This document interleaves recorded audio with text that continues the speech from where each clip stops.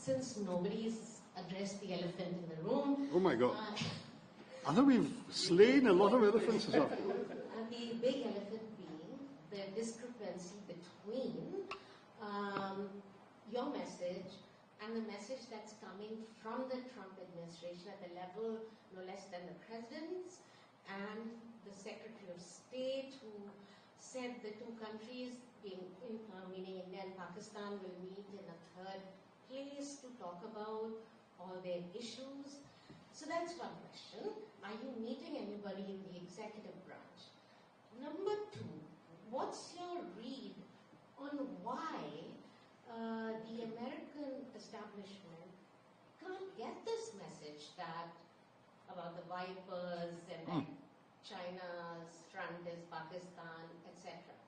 Where is that gap and how do you plan to fill it? Yes, most definitely we're meeting people in the executive branch. Every country we go to, it's been the executive branch, the legislative branch, think tanks and policy wonks, and media. And of course there were some public interactions such as with diaspora groups in some countries where there's significant diaspora, bigger or smaller interactions. And we're going to do one tonight, as you're probably aware, since you're all part of the diaspora. So that's the range of things. We've got 2 more days in Washington. Some appointments are still being finalized, and when they are, I know the embassy will certainly share with you the information. But, you know, the quality of the appointments we've had on the Hill today augur very well for the way in which our mission has been received, and certainly we couldn't have literally had a better set of interlocutors on the Hill than the ones we had today.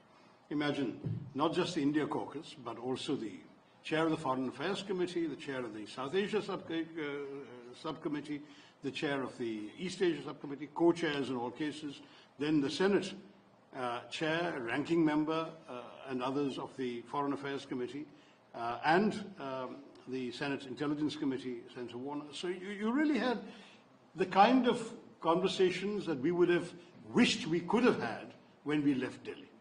Absolutely no sort of, oh my gosh, what a pity we didn't see him, whatever. Nobody like that. So the Hill, we've done very well, and we still haven't finished, so there may be other opportunities as well. But in any case, our focus will shift a little bit now to the executive branch, and there will be meetings in the next couple of days, plus possibly additional meetings on the Hill as well. And then the embassy will keep you posted. So it's not an elephant at all. What's your read on the American messaging, which was hyphenation, which was, the executive branch's message? Seema, I think you've lived here long enough to realize that India is not necessarily top of the mind amongst the various controversial issues in this country. India is not a controversial issue. It's by and large a consensual issue. It's a bipartisan issue. People don't spend a lot of time worrying about it, whereas they do spend time worrying about Russia, Ukraine, or Israel, Gaza, or the big bad, the big beautiful bill, and all of these other things is what's on their minds, right? So there's got plenty going on. We wanted to just tell them, there are these considerations. We hope you understand our point of view. Yes, we've understood now. We've heard you. No problem. That is mission accomplished. That's all we wanted. If you say that you're drawing any conclusions that this is not important enough, not true. If there was a raging war going on right now, clearly the same people would have had much more time for this and much less time for anything else. Right now there isn't a raging war. So it's more for their education, their understanding, their contextual appreciation